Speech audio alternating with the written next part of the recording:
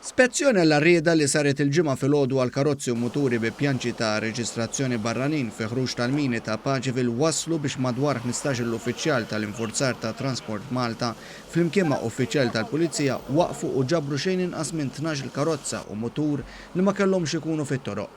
Il-karozzi ħafna minnhom lussużi fosthom Mercedes u SUVs bi pjanċi ta' reġistrazzjoni fosthom Taljani, Ingliżi u Pollakki ittieħdu f'garaxx tal-awtorità fil-Mosta u se jibqgħu jinżammu fih sakemm sidhom iħallas it-taxxa ta' reġistrazzjoni, il-liċenzja ta' triq u penali għal kull jum li l-karozza kienet ilha tinstaq f'Malta bi ksur tal-liġi.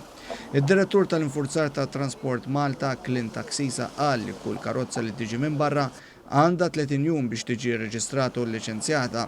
Qal li bħalissa l-awtorità qed tagħmel diversi roadblocks fuq karozzi bi pjanċi barranin. Bħalissa nkunu qegħdin niċċekkjaw il-vetturi b'number plates barranin qegħdin skont il-liġi fit-toroq Maltin. Saħaq li dawk il-karozzi li kienu fit-toroq kontra l-liġi kienu qegħdin jitneħħu mit-triq wara li jittabbu fuq vettura apposta. Dawk li qegħdin karozzi li nsibuhom kontra l-liġi li m'għandhomx l-affarijiet kif suppost nkunu qegħdin niġbru l-karozza tagħhom.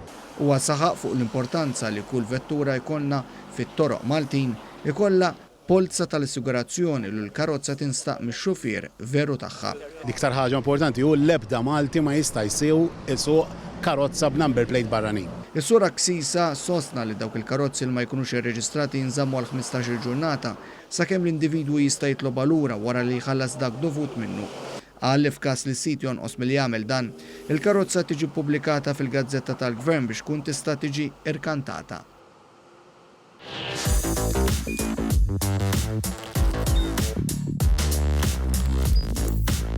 Idħol fuq one.com.mt u hemmhekk tista' tara l-programmi kollha li jxandru fuq One permezz ta' One Play.